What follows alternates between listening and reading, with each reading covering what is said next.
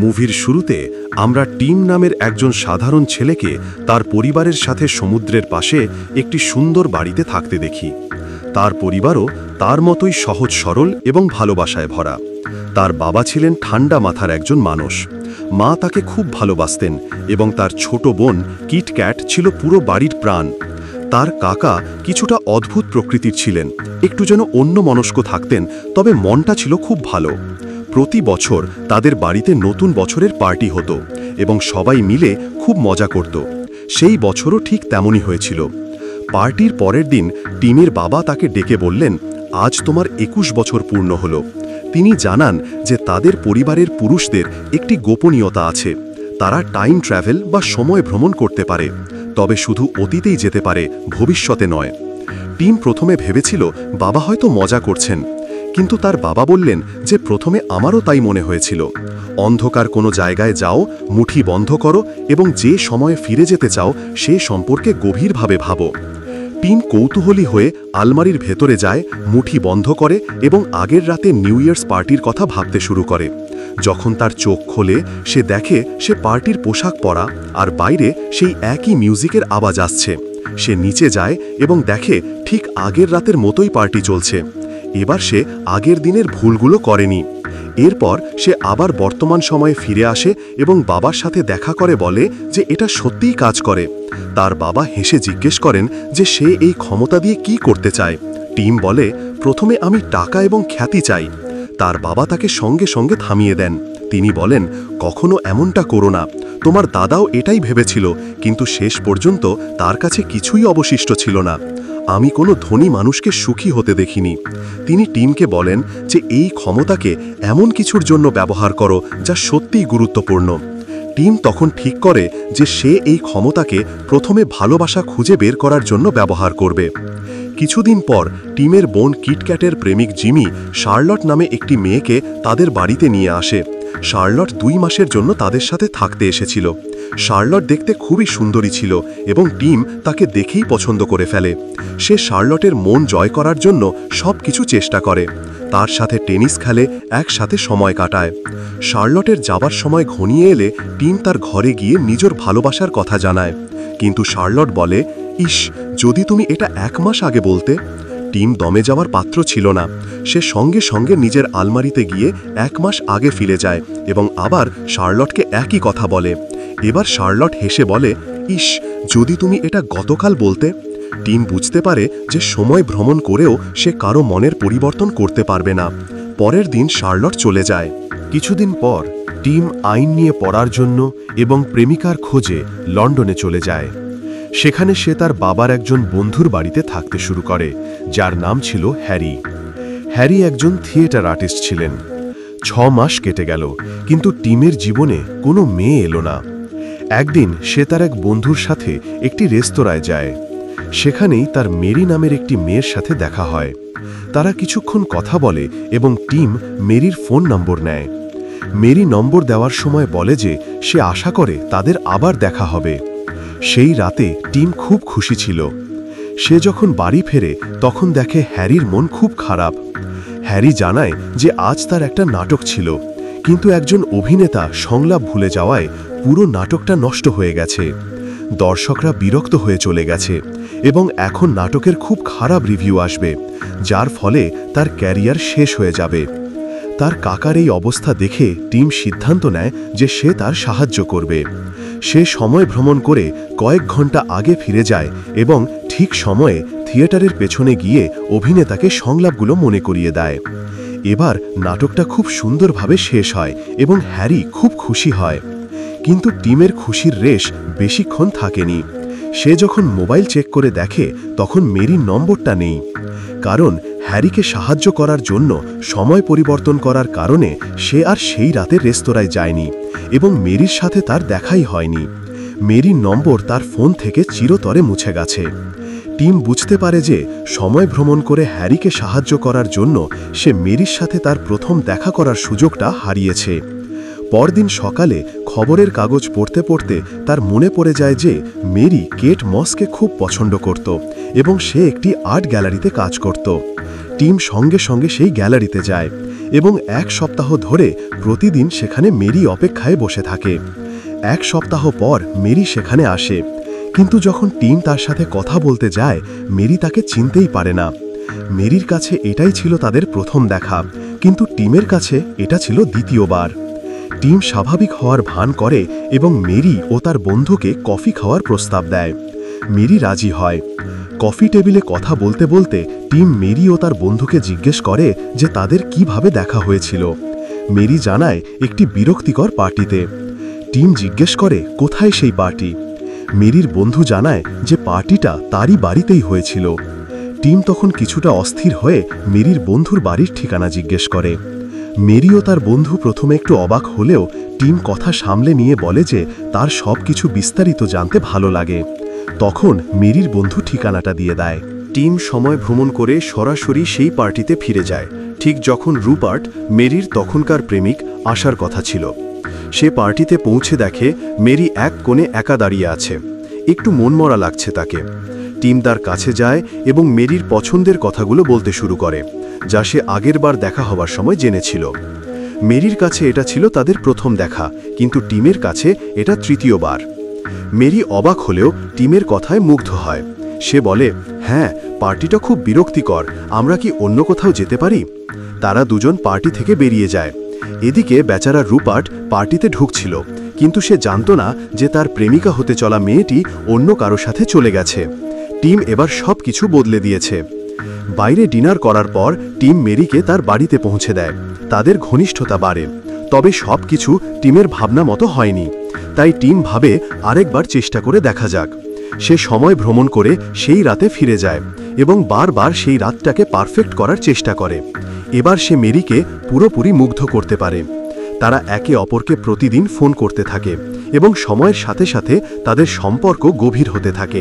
টিমের মনে হয় মেরি সেই মেয়ে যার সাথে সে তার বাকি জীবন কাটাতে পারবে। কিছুদিন পর টিম মেরিকে বিয়ের প্রস্তাব দেয় এবং মেরি কোনো দ্বিধা ছাড়াই হ্যাঁ বলে দেয়। টিম মেরিকে তার বাড়িতে নিয়ে এসে পরিবারের সাথে পরিচয় করিয়ে দেয়। সবাই মেরিকে খুব পছন্দ করে।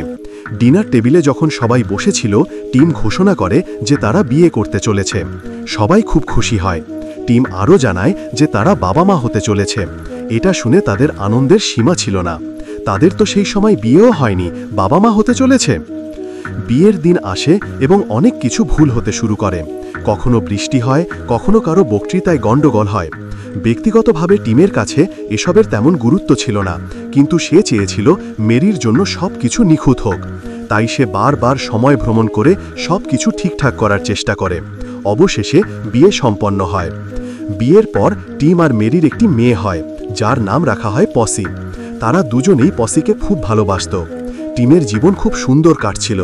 সে সময় ভ্রমণ করা অনেকটাই কমিয়ে দিয়েছিল, কারণ তার জীবনে সব কিছু তখন নিখুঁত মনে হচ্ছিল। একদিন টিমের মেয়ের জন্মদিন ছিল। পুরো পরিবার তাদের নতুন বাড়িতে জড়ো হয়েছিল, কিন্তু কিটক্যাট তখনও এসে পৌঁছায়নি। যখন টিম তার বদলে কিটক্যাটের প্রেমিক জিমিকে দেখে, সে অবাক হয়ে যায়। টিম জিজ্ঞেস করে, কিটক্যাট কোথায়? জিমি মন খারাপ করে জানায় যে সে মদ্যপ অবস্থায় গাড়ি চালাতে গিয়ে দুর্ঘটনা ঘটিয়েছে এবং এখন হাসপাতালে ভর্তি। টিম হাসপাতালে গিয়ে দেখে কিটক্যাট আঘাত নিয়ে শুয়ে আছে। সে প্রথমবারের মতো বুঝতে পারে যে সে তার নিজের জীবনে এত ব্যস্ত ছিল যে সে তার বোনের কষ্টগুলো খেয়াল করেনি। কিটক্যাট ভেতর থেকে ভেঙে পড়েছিল। তার সব সম্পর্ক নষ্ট হয়ে যাচ্ছিল। সে হতাশায় ডুবে গিয়েছিল এবং প্রচুর মদ্যপান করছিল। কিছুদিন পর কিটক্যাট সুস্থ হতে শুরু করে। টিম তার হাত ধরে বলে, আমার কাছে আমার স্ত্রী যতটা গুরুত্বপূর্ণ, তুমিও ঠিক ততটাই গুরুত্বপূর্ণ। সে কিটক্যাটকে তার গোপন ক্ষমতার কথা জানায়। আমি সময় ভ্রমণ করতে পারি। তুমি তোমার অতীতে যা কিছু পরিবর্তন করতে চাও, আমি তা করতে পারি। আমি নিজের জন্য এটা বহুবার করেছি। সে সিদ্ধান্ত নেয় যে সে তার বোনকে একটি নতুন সুযোগ দেবে। সে কিটক্যাটের হাত ধরে এবং তারা আলমারির পেছনের অন্ধকার ঘরে ঢুকে পড়ে। তারা সময় ভ্রমণ করে সরাসরি সেই নিউ ইয়ার্স পার্টির রাতে ফিরে আসে। টিম ধীরে ধীরে বলে, এই সেই রাত যা তোমার জীবন বদলে দিয়েছিল। কিটক্যাট প্রথমে কিছুটা বিভ্রান্ত হলেও টিমের ওপর তার ভরসা ছিল। তারা দুজন পার্টির প্রবেশপথে এসে দাঁড়ায়। মিউজিক বাজছে, লোকজন নাচছে। জিমি তখনও এসে পৌঁছায়নি। মেরি এক কোণে একা মনমরা হয়ে দাঁড়িয়ে আছে। একটু মনমরা লাগছে তাকে। কিছুক্ষণ পর জিমি তার হালকা চালে পার্টিতে ঢোকে, যেন তার কোনো পরোয়াই নেই। তারা দেখে জিমি অন্য একটি মেয়ের সাথে ফ্লার্ট করছে। প্রথমে কিটক্যাট বিভ্রান্ত ছিল, কিন্তু তারপর তার মুখে রাগ ফুটে ওঠে। সে এগিয়ে গিয়ে জিমির গালে কষে এক থাপ্পড় মারে। জিমি চমকে যায়। সে বুঝতে পারছিল না যে তাকে থাপ্পড় কেন পড়েছে। কিটক্যাট কিছুক্ষণ তাকে দেখতে রইল, কিন্তু কিছু বলল না। তার চেহারা দেখে মনে হচ্ছিল যে তার মাথায় জিনিসগুলো এখন পরিষ্কার হয়ে গেছে। সে তার পুরানো আবেগ সব থাপ্পড়ের সাথে শেষ করে ফেলল। এদিকে টিম বুঝতে পারল যে কিটক্যাট সেই সম্পর্ক থেকে এগিয়ে যাওয়ার জন্য প্রস্তুত। যখন সে জিমির সঙ্গ ছেড়ে দিল, তখন তার ভবিষ্যৎও বদলে গেল।